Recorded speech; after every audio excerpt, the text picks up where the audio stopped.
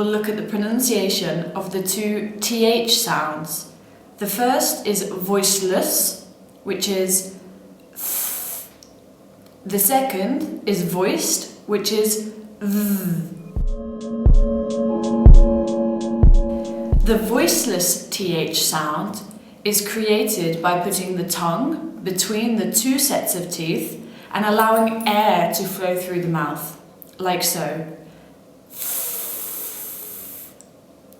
In the voiceless TH sound, there is no vibration in the throat.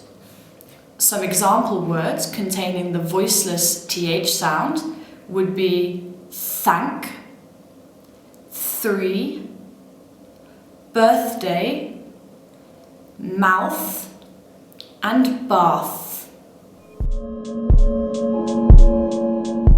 The voiced TH sound is created in the same way, with the tongue between the two sets of teeth, but this time you add vibration and voice, creating th.